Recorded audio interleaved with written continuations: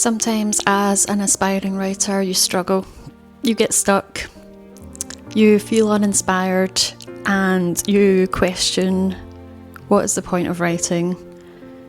What is the point of struggling to create something this big when, I could just sort of tweet my thoughts out or post something or just even talk like this?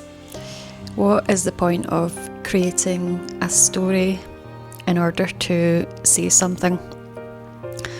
When you're going through a difficult creative time and you feel stuck, I think you get all these feelings, all this doubt that it's worth it to put so much work into a story. And you do start to think, what is the point?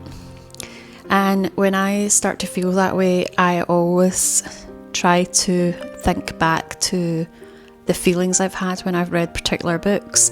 And I think to myself, oh, that is exactly why I want to do it. Like, I want to give someone that feeling. Or, I want to produce something that is going to have an impact for someone. Something that is new and different and that only I could have written.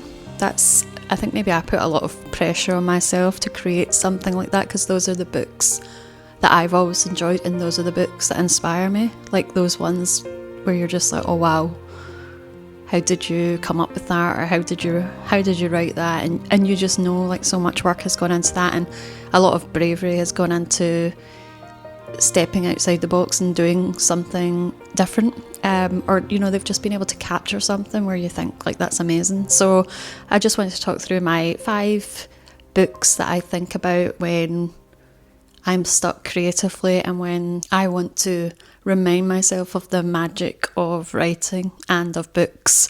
So the first book that I'm going to talk about this is probably quite a popular one, to have these kind of feelings. I think if you are a writer and you read this, you're just going to feel so inspired and renewed. So this is Piranesi. There's kind of like no book like this, and I think what she's done is just so rare, what she's captured in this book. It starts off in a place where you don't know what's going on, and you don't know what's going on for a really long time, and that is a bold thing to do, and you're kind of told not to do that, because you need to, like, give your reader something, like, a lot earlier than you would expect she does in this book. But it's so interestingly written, and you're so intrigued that you can't stop reading it. And the character has such an innocent way about them. There's an innocent language, like, just, it's so unusual. It's so fresh and so different from anything I'd ever read, that I was just like, this book is amazing.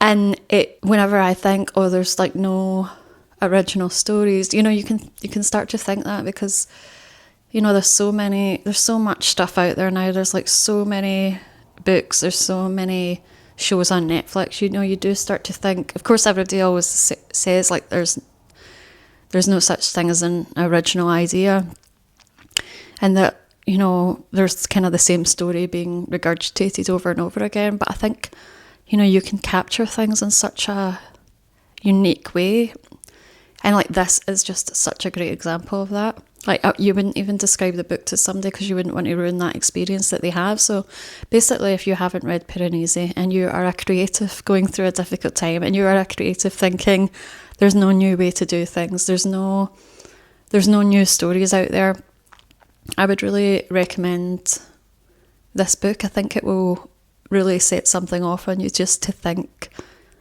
almost completely outside the box. It just doesn't follow a normal story structure, but it's not done in a way where you feel it's pretentious, or it feels difficult to read, or it feels like it's using some kind of structure just for the sake of it. It's such a special, unique book in the way it's written.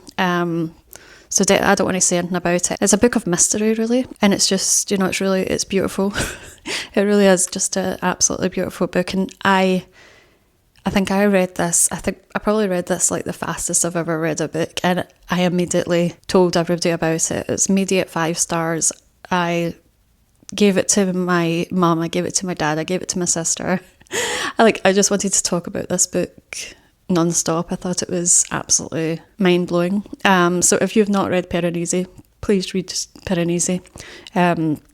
It will definitely reignite your creativity, and I always think about this if I need that creative spark, just in terms of, you know, originality.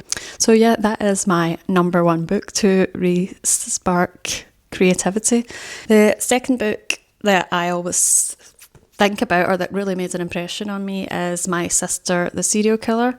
Buy one, get one half price. I don't know what I bought with this. This book had a really big impact on me in terms of efficiency. It's such an efficient, stripped down book. It's the story of a girl trying to protect her sister when her sister's committed murder.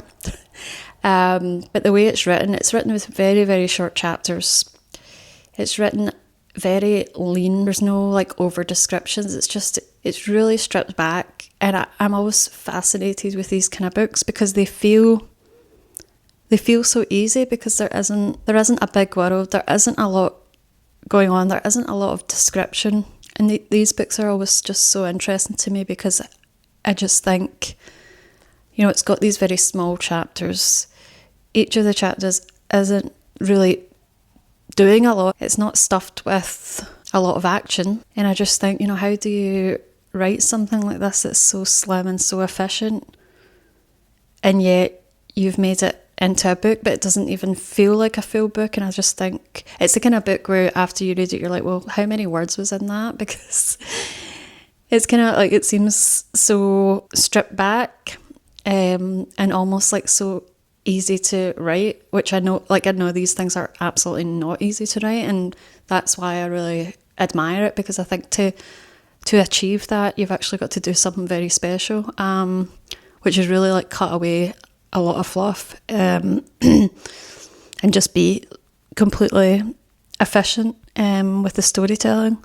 And I just like really admire this book. And again, this was a book that I read so quickly, and I wanted to pass it on to everybody. And just as it inspires me as a writer, just to be as efficient as I can be, and to cut back, and like not to overthink.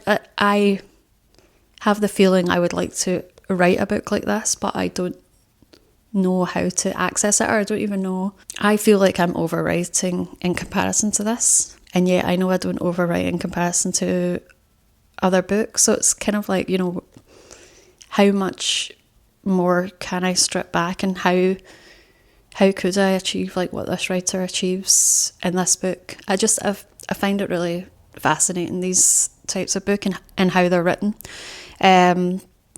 So yeah, I absolutely recommend this. It's a really entertaining book as well. Just really, really well written.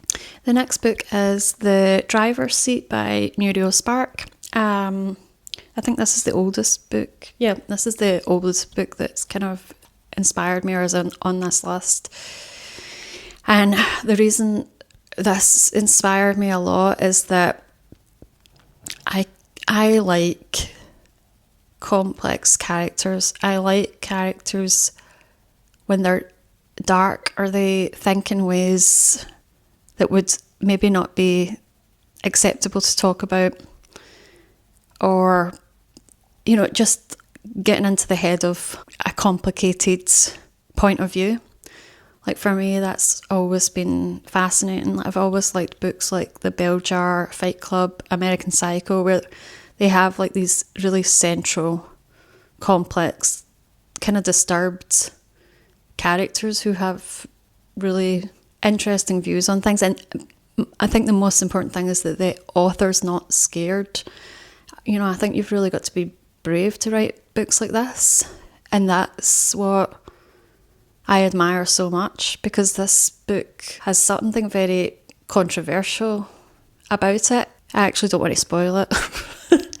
I'm thinking I don't want to spoil it because I want you to read it. But, you know, this inspires me because of the the boldness of it, the boldness of character and the boldness of what that character does. And the fact that I think so many writers would look to excuse this or look to understand it more, or it kind of, I think particularly today, I think people might feel the need to really kind of soapbox or, you know, like look for context and try to make a point, and, you know, not just accepting that some people just have kind of dark desires and dark thoughts. And, you know, I really do think it takes a lot of bravery to write this, and that is something I admire a lot, because I've always felt I want to write without censorship. But, you know, I find myself, particularly as I get older, I find myself, you know, censoring myself more and not being as bold as this. So this book, when I think about this book, it reminds me, like, be as bold as you can be. If you make a character and the character is dark, or, you know, has dark thoughts or thoughts that maybe are not that acceptable, like, just push through it, because that is the character. And, you know, you don't need to be making a point, you don't need to be saying something. Like, this book, I don't know what this book really was trying to say in terms of like a certain dynamic, or, you know, in terms of what this woman wants and how she goes about getting it. I'm trying to speak about this with no spoilers, because please do read this book. It is just interesting. It does sort of fall into that category of like, you know, American Psycho and that kind of thing. I think so, sort of in certain ways. I admire bravery in writers. I admire people that you can feel they didn't water themselves down. That they didn't like water down the concept that they had. I think she's had a concept and she's executed it, and that's something I, you know, just really admire. The next book that's had an impact on me, like fairly recently, I would say over the last couple of years, is The 7 Husbands of Evelyn Hugo. I really loved this book, but I think what's most interesting about this book is I almost don't know why I loved it so much.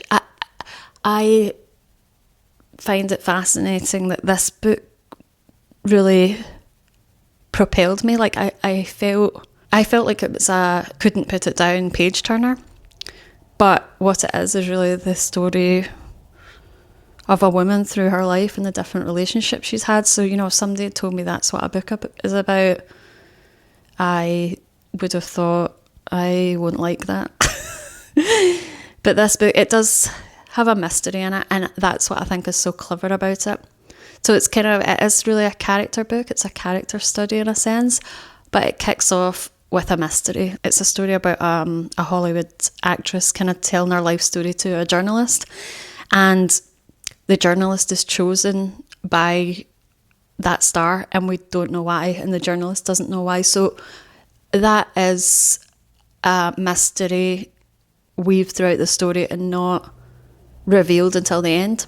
So I kind of question, I was like, you know, did this book just have such a pull on me because I was so fascinated on that mystery, or was it, you know, so well written that I couldn't stop reading, you know, or was the character so strong that I couldn't stop reading? Like, I found this book kind of fascinating in that sense because it had such a hold on me, and I think there's various reasons for it, you know.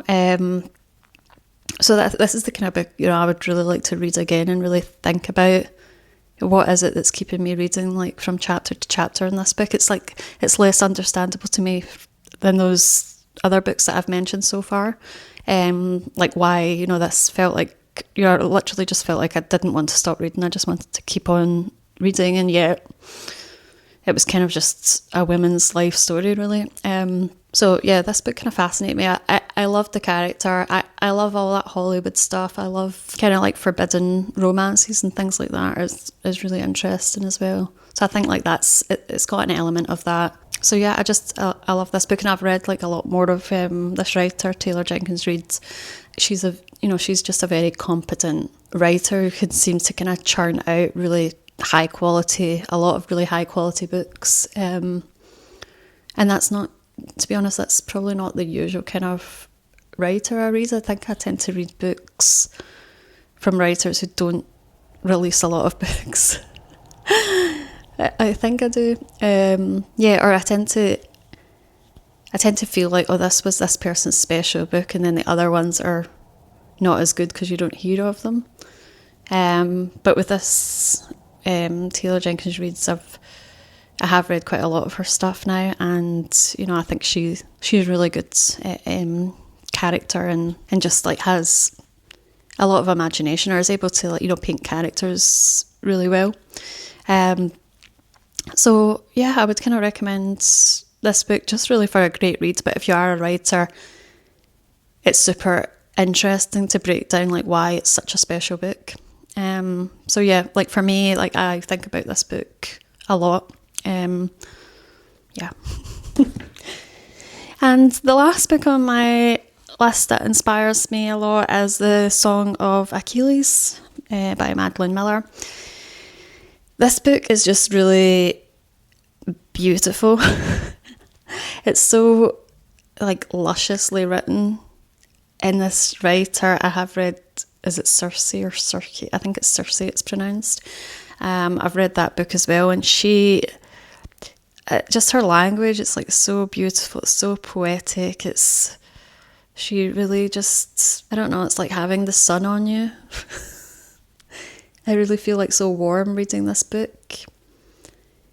And I suppose this is on my list not because I ever expect to be able to write like this. Like, this is just not the style of writing that I could ever do. I think I can quite accept this, but to me, like, it's a really high level of writing.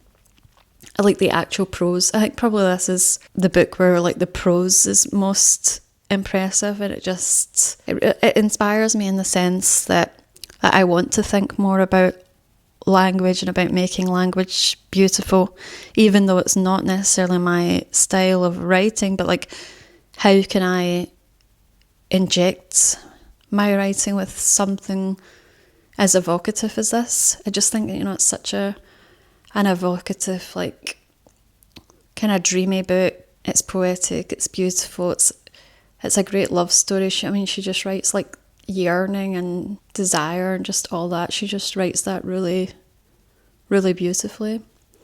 So I really admire this, and it's kind of stuck with me, like her writing, and there's a lot of her sentences and her word choice have kind of stuck with me. Like, sometimes I'll be reading the book, this and Circe, to be honest, I should have brought that over.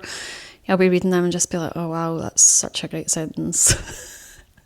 I'm just gonna stop, and then like I'll write it down in my notes. And I love books like that, where it just kind of stops you in your tracks in terms of like their word choice, and the descriptions they use. So this really inspires me, and how far could I push myself to learn how to do something that doesn't come naturally. I think I naturally like to storytell and like characters, and I put it together in a particular style that I know that style is mine. But could I add more depth? Could I add more poetic prose in moments where it could fit? Could I, to me, like, this is a really high level of writing. It's like, could I reach these heights myself? Like, this is the kind of thing, when I am down about writing and whether it's worth it, and I think about, what these people, all 5 of these books, like what they all achieve, like that is just what inspires me again, and what, I would want for myself. And what books can do, really. Like, there are lots of ways now that people can put their voice out there, which was not the case. Books were the way people put their voice out there. Now there are other ways people put their voice out there, or put their stories out. But I still think there's something so magical about what books can capture, and that is these 5 books really kind of represent that for me. And I will often think about these books, when I'm stuck or when I want inspiration. So I hope if you haven't read any of these books, I'm really, really jealous that if you get to now read them for the first time. I think they'll all spark something in you if you're kind of have lost that spark, or you're just, looking for some inspiration. But as well, I would love to hear if you have certain books that do that for you. If there's books you always think about that, reignite that creative spark in you. I would love to, get some recommendations of new books that could do that for me as well. So anything you can think of, please do leave a comment. I'll put Song of Achilles down now. So yeah, please do like and subscribe if you can. And I will see you in the next one. Thanks for watching. Bye.